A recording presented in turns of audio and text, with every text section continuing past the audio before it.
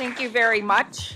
And I am your facilitator. So I think what we'll do is we'll start by asking any clarifying questions you might have for these two. They're very different approaches to workforce development connected to the practice setting.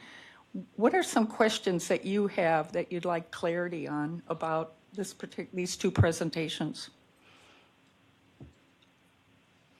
Yes. The MGH model, and whether it's with MGH and the Institute of Health Professions, is a wonderful one. How are you helping others who are in similar situations duplicate your model? So I'll start first. What we've been trying to do is, I would say, we sort of have a three-pronged approach. So we've had the opportunity to present our models in forums like this. And so we have gone to a number of conferences and other kinds of symposiums where we're sharing our model. And also, we're not saying that our model is perfect by any means. I mean, I feel like there are always opportunities for improvement, but we've had the opportunity to go and present our model and share it with others. And that has then encouraged people who were interested in implementing this model to try it. So right now, one of our new partners is in Pittsburgh, the Pittsburgh Healthcare System, University of Pittsburgh, UPMC. They are actually implementing the IPDEU in their system. Now, what's the fun part about it is they have taken from our model what we think are the best and adapting it for their culture and their environment. So they're making some changes, and so we're learning from them, and they're learning from us. And then the other thing that we're trying to do is we're trying to get this information out in the literature. So we are in the process of writing some publications to share this to a broader audience. I'll just add to that very briefly. So we've got Manuscript under review. We also then are working with the National Center and looking at a way we might be able to collaborate with the National Center's initiatives at increasing research in support of IPE, particularly as it's happening at the Nexus. And so that's another piece that we're actively engaged in. Susan. Thank you, all three. Very exciting. I'm the program guardian, Mary. What are your hopes for how the students will be different, and how are you trying to recognize that? That's a big question. So our entire program for interprofessional education is really wanting our students to acquire those competencies for collaborative practice. And we all know what those are. But specifically, we want them to come away from an experience like this with the light bulb having gone on and them saying, oh my goodness, I can be the best hands-on physical therapist or the best nurse or the best whatever profession they're studying in the world. And I'm not going to be helping my patients' needs be met if I'm not very effective in how to work as part of the system and part of the team. So we really want them to have the valuing of it and the learning. Now, in 2.5 days, they're not learning a lot in this model, but those pieces come to the foreground. So the other way we're hoping they're different, and this one is really hard to measure, but the other way we're hoping they're different is that they go into all of their other rotations, their uni-professional rotations, with an eye toward being able to not just see the clinical techniques and knowledge of their profession, but with an eye toward being able to pay attention to the interprofessional aspects of care delivery that are there or may not be there, and continue that sort of thinking and sort of internally kind of paying attention to what are the things that work that they want to bring into their own practice. I know this model pretty well, so let me say they're not nearly as effusive about how great it is, but it is in the context of actually a huge curriculum that starts from day one all the way through to the end. And they invited me to come and do a workshop this spring, and medical students are involved in their programs and the like. And when we were talking about this program, they are in acute care settings, and the physicians in the room were like, well, we want to be involved in this program. So we're encouraging of what's the culture change in these settings as a result of this embedded program.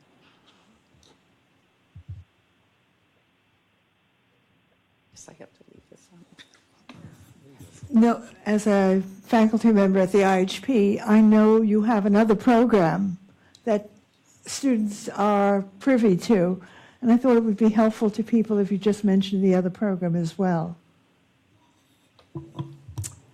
So, Inga, which of many programs are you referring to? Sorry.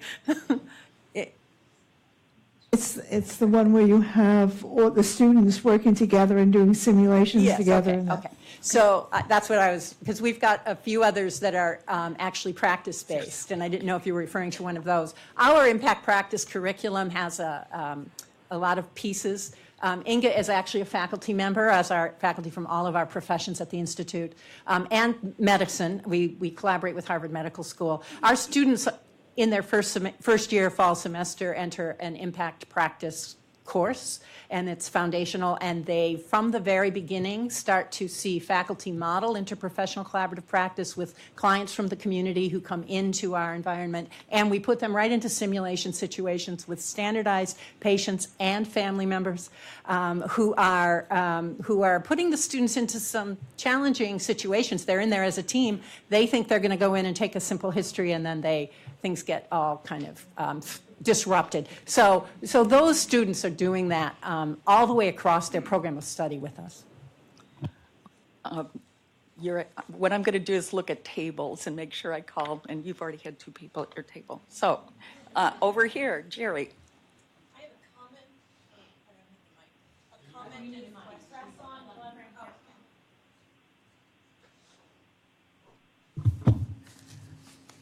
First off, thank you for great presentations. The comment is, I'm delighted to hear about publications, love it, but perhaps we can also talk about faster diffusion of information because there are many, many people who are interested in your experience. And what I particularly appreciated was the slide that talked about why it was non-sustainable so that we don't keep repeating the same stuff that doesn't work.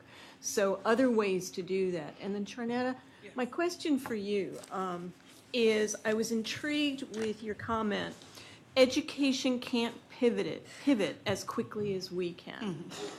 And as an educator in an academic organization, that's an important message. So do you have examples where you have in fact worked with academic organizations? And if not, what would it take to do that? There are examples. It is a slow-moving train from our perspective, from a business perspective. But as I stated earlier, business does move quickly. We believe in that whole concept of fail fast and fail cheap. So we're going to go in, we're going to try it. If it doesn't work, we're going to get out, right? But an education is much more thoughtful about changes than we are at times. However, we have done some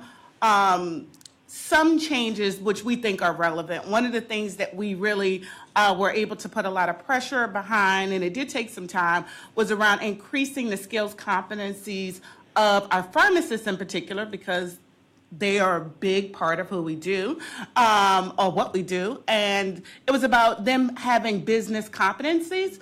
Now, that was a little easier to move the needle, seeing that we are the largest employer of pharmacists in the U.S. So when you're the largest employer of pharmacists in the U.S. and you say that something needs to change, and I hire 70% of all of your students at every school across the country, you change, right? It's not as easy with some of our other clinician groups where we're not, while we are a significant employer, we're not the largest employer. And so, so there are times when things do change. What we want to do, I think more so, is be more collaborative in the respects that we know you can't change as quickly. But how do we get on those advisory boards? How do we ensure that our voice is heard? How do we know what our training programs should look like so we can see the gaps? I mean, my first question for most educational institutions, they're like, oh, we want CVS to hire this, that, or the third. I'm like, okay, can I see your curriculum? Because I need to know what you're teaching. Because there will be gaps, and I need to know whether I can fill those gaps or not. Wow. Caswell? Just wanted to congratulate and thank the panel. My question was essentially just asked, and the answer was excellent. So I'll Thank you. concede to someone else. Thank you. So Frank, you're next. Yeah, to my CVS colleague, I've had a long years of relationship with, and I'm pleased at how your company's grown and so forth. The part that I wanted you to elaborate on was this balance between business and clinical practices and so forth. But the part I wanted to elaborate is what you mean by business. I mean, I think I know what the answer is, but I'm not sure other people do. And I know part of it is dealing with the public. Absolutely. While a significant number of our clinicians do deal directly with the public, we do have some that work in closed-door settings, and so we understand that scope. But ultimately, businesses have to be profitable, just like hospital systems. If we're not profitable, we cannot maintain. And so when you are a clinician running something like a pharmacy or a clinic or some of that nature, you not only have to be very astute on patient care and outcomes, but you also need to understand, how do you read a P&L? Are you profitable? Where can you make cuts? Where can you increase access? How do I go out in the community and drum up more business? Because not only will that do the three things that CVS said, reduce costs, increase quality, and improve access, but it would also make me profitable so I can continue to service our community. So that business aspect, because it's an important part of it for that model continuing to work.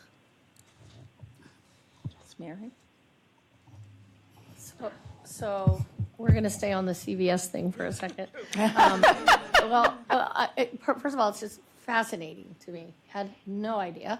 Michelle and I both, when your first slide went up with all those facts and numbers, and we were like, what? But I'm really struck by this moving people off assistance and into the workforce at 110,000 plus. I'm curious of that. I'm not sure what you mean by workforce. So could just be, employees within your stores. But I'm curious, how many of those do you keep data on? How many of those become students within the health professions based on so much of the work that you do as an organization?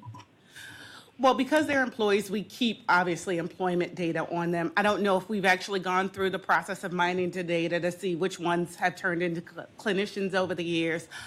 When we hire individuals and bring them in off of public assistance, they may go into clinical roles, even lower-level clinical roles. So they may go into the pharmacy technician trade. They may go into a medical billing and code or a revenue cycle role. They may go into, any role that we may have that assist in healthcare, and we can provide support in getting them access to the education and training necessary. Now, from there, do they become nurses, pharmacists, healthcare administrators, healthcare data analysts? Do they become that? The data's there. I would say we haven't mined it. So we will do that. We actually just mined that number after 20 years and recently got the actual number because we've been doing this work for so long. Now, from a workforce perspective, when we talk about bringing people off of public assistance, we talk about us identifying and assessing their skills and competencies and aligning them with the appropriate occupation, which at times will be in our stores, but at times will not be in our stores. They'll be in our call centers. They'll be in our mail order pharmacies. They may be in our specialty pharmacies. They may be, a medical records clerk. They may be, who knows what role they may take on. But that's part of our job. And also the partners, those over 1,200 partners we talked about in the community, their job is to work with us to assess and also fill in the gap, right? So if the individual lacks employability skills, this is where our partners come out and support that. This is where they ensure that they have the customer service skills, that they have the attendance, that they have all the supportive services to get daycare, to do all of the other things. Because if you don't have all of those wraparound services, you will not be able to pull people off of public assistance. The dependency is too real. So we don't want to take credit for all of it ourselves, because without those partners, there was no way we would be able to do it. And I would just share that your education partners would love you to be on their advisory boards. Thank you. Kanita, I'll go around the room. Yes. So this is a question for Sharnita. In reference to the apprenticeship programs, what are some of the types of apprenticeships I noted that you work with the Department of Labor, but are there any issues or challenges by state, since states may have different sort of rules and regulations? That's the first question. The second question is, for those that may be interested in academia or other training, is there any type of incentive or funding opportunity from CVS to partner and accomplish that? All right, so we'll start with the first issue, the first question, which is issues about states. So CVS does have a national apprenticeship program. Our apprenticeship program initially started off just producing retail pharmacy techs, and we were the first company in the U.S. or organization in the U.S. to have established the retail pharmacy tech standards. Those pharmacy tech standards and the template for them are still in effect today, obviously with many edits from us, but the template itself is used by other organizations to actually develop their own apprenticeship programs if they don't have a training curriculum. So that's one. It does need to be registered by state. And so for federally controlled Department of Labor states, there's really no issue because it's just kind of a drop down. For our state, independent state agencies, there is sometimes some issues as well as pharmacy laws and licensing. So where a good example is in Illinois, we can prepare training certain technicians at 16. In Virginia, they can't start till they're 18. So there are laws that do prevent us, licensing and regulations and things like that. From an occupation perspective, we currently offer 2 types, and we're on our 3rd type of pharmacy tech, because one of the things that we realize as a pharmacy innovation company is that most people think a tech is a tech is a tech, and they're not. You know, an ambulatory infusion tech, sterile compounding technician is not a retail technician. They are in 2 different spaces in their trade. Somebody is practicing at the top of their license and somebody is not. And so we are developing programs to help differentiate and transition our technicians from the beginning stages, because there's nothing wrong with retail, it's the beginning stage of your career. And then how do we move through long-term care, so on and so forth. So we have a prior authorization technician. We are working on our home infusion sterile compounding technician, and we currently have a retail technician. We also have a logistics manager. How do we take an individual from a picker or sorter into a supervisor position? We have a retail management occupation, and we are also exploring IT and other occupations. So that's our apprenticeship program. From a funding perspective, we do provide some supplemental funding, but CVS really comes in with the subject matter expertise on how to leverage the existing workforce system. So how do we partner? A good example is that the Department of Labor's $89 million grant that went out for apprenticeship could only be applied for by community colleges. Not by business, not by nonprofits. It could only be applied for by the community, someone within the community college system. And so us bringing in that subject matter expertise, our consultants, our things like that, and partnering with agencies to not necessarily fund it directly ourselves, which is something that we on occasion will do. But how do we leverage the existing funds that are out there and waiting for both of us to get the job done? So hopefully that answered your question. Yes, so I can see you are going to be invited to advisory councils. So I'm looking for scanning. I know there were people here. Yes, Maria. So just wanted to say thank you for the presentation around the integrated interprofessional education units. I was thinking about this morning's discussion about the value of students in practice environments. And so delighted to hear that in your evaluative efforts, you're hearing that in fact, by having preceptors coach students around their interprofessional experience, it's their practice that's changing. And that's something that we're also finding within the Toronto environment around structured IPE experiences. It was an unexpected finding in a theory of impact that we're just finishing, that the practice change for our practitioners and clinical leaders is at the extent it is. And so that was both unanticipated, but I think a really important key message that we need to be sharing around the value of having students in our environment. So just appreciate any further comments you have in that regard.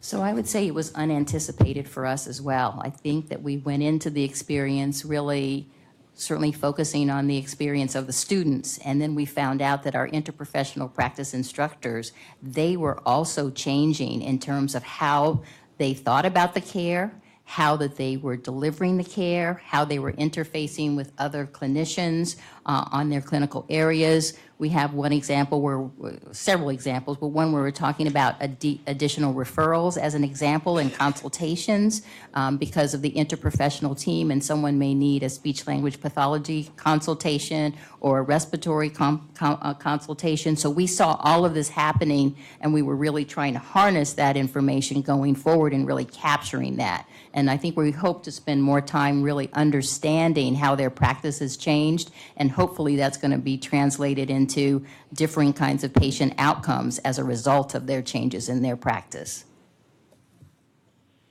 I'll just say this morning's discussion also about retooling the current workforce, and I understand that's a broad use of a term and it applies to many things, but I think what we're seeing in our interprofessional practice instructors is not so, I mean, they're already practicing in a way that is team-based. It's just that like other things that are day-to-day in a busy, complex environment, that stuff kind of falls to the background. So certainly the students weren't seeing it. And by asking those instructors to bring that to the foreground so that the students could see it, it raised awareness for themselves and for other members of the team. And so one of the things we do in our training is we emphasize intentionality, that we're asking them to be intentional about making interprofessional collaborative practice visible. And they turn around and talk to us then about intentionality around that aspect of their practice, which we see as powerful. Yep. Erin? Oh, I'm sorry. Was somebody else raising? Yes. Thank you all. And I had a similar question, actually. I want to follow up on that last one, but my question is to Charnita. So I'm particularly interested in the value proposition. I know that CVS, particularly your minute clinics, are you provide you're a clinical training site for a number of our learners. Can you talk to us a little bit about the value proposition from your perspective for offering that educational service for our learners? Absolutely. This is kind of CVS's bread and butter in talent recruitment, is providing those types of clinical-based rotations. It gives us a two-prong approach. One, it allows the student to see if this is an environment that they would like to be in. Most people, especially when you start talking about retail clinics and retail pharmacy, the first thing when you talk to a student, especially in professional studies, I don't want to be in retail. They just start off that way. But then I think when they get in there, they actually get an opportunity to see the impact that we're making within our communities, and that we're going from, low-level acute care to long-term supportive services in regards to health care and expansion and primary care services. And so that's a really important change that we've done as an organization in response to the need within our communities. And when they get to see that in action, I think it changes. It also gives us an opportunity to identify if the student is ready for this particular environment or appropriate for this particular environment, because it's not always a place to go. And through our clinical rotation programs, which in our pharmacy one is probably the most developed, which is our Experience RX, it is a 4-year program that takes you from beginning to end. And so you go through different experiences every year for the 4 years. And then upon graduation, you will receive what we call a grad intern offer. And then upon completion of your NAPLEX, you will be given an actual pharmacist offer. And so that program is a little bit more extensive than our nursing clinical rotation program. But in the same aspect, it allows us to address gaps earlier while they're still students and they're still in learning framework. When you get experienced pharmacists that have been working for many years, as we all know, sometimes it's harder for us to learn new things when we've been working for a while. We think we know best. And so these programs also allow us to infuse kind of those gaps and expose them to things like what our business model actually is, and not that we're just a retail pharmacy. Hopefully that answered your question. I want, Ron, that table has not asked one question, so. And okay, we have well, 5 minutes. I can't speak for the table, but. Okay, good. These are great presentations. Thank you for all being here. Chanidi, I had a couple questions for you. We've talked a lot this morning about retooling. So it seems to me a corporation like yours is in an ideal position to think about systemically the continuing professional development of its employees. We do that in the military because we're a closed system, but corporations provide that same opportunity. So can you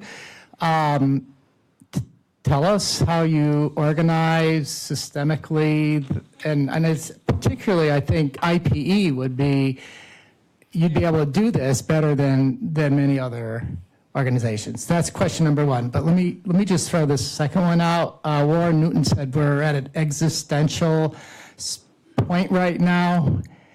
And I wonder if CVS has ever thought about taking over pre-service preparation. I mean, is there a business value proposition for doing that? And can you shed any light on that? I will do my best. I'm not quite sure how much I can answer for number two, but I can definitely give you something for number one. In regards to retooling, CVS is what I would define as a training-based company. We provide training for all employees as they come in, and we require continual education and development for all of our employees throughout their life at CVS, which includes everything from, training individuals in leadership to ensuring that individuals have are aware of any policy or law or regulatory changes, and communicating that with them, ensuring that they're meeting all their CE requirements, and offering that free in many instances, providing additional education scholarships for individuals to go back in. Some of our clinicians want to get their MBAs, which is a good thing in business.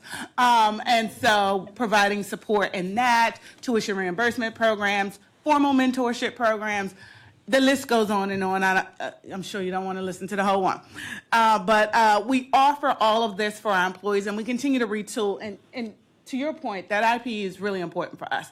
In some of our smallest clinical settings, and let's talk about our ambulatory infusion suites, we have a nurse, a healthcare administrator, a pharmacist, multiple technicians, medical records clerks, you name it. They're all in this one building, and it's only 10 people in the building, and all 10 of them do different jobs. And so it is really important that they understand. A dietitian is also in that building with them. It's really important that they understand that dynamic of working between one another. And this is something that we do have to train on regularly. So I was just so excited about Massachusetts General and MGH and what they're doing from a student perspective to better prepare them for the realistic working world where individuals from different lines of clinical background will work together collectively to ensure patient outcomes. And that's really important. From a pre-service preparation, I don't know where we're moving. I know from a clinical perspective, we have moved from a nursing and our minute clinic, we've moved from just, minor acute care to primary care support. I know many of you are probably aware of the Aetna acquisition or impeding Aetna acquisition that will be happening. I just read in the paper, I think, by next week. So CVS will be the owner and operator of Aetna Healthcare Systems, which will probably make us a little different. So with that being said, probably, I'm not sure. Well, there are a lot of examples in higher ed. Teacher education has been outsourced to school districts. Engineers are trained by corporations. Yeah. So it would not be surprising if CVS had been thinking about this strategically. Yeah, I think at one point we started to think about it more for our entry level. We really, and if anybody can help me with this is maybe a call to you. We really wanted to develop a way to incorporate nursing apprenticeship, where we could take an individual from an LPN through a nurse practitioner along with an educational institution. And we've gotten a lot of pushback from some associations that says, oh, y'all shouldn't be training no nurses. That's our next presentation. So stick around. I have another appointment, so I can't stick. But whoever's presenting on that one, let's change cards. All right. They're over there. Okay. So I'm going to wrap this session up. Thank you so much for teaching us. We're learning great things from you, and thanks for the good work. So while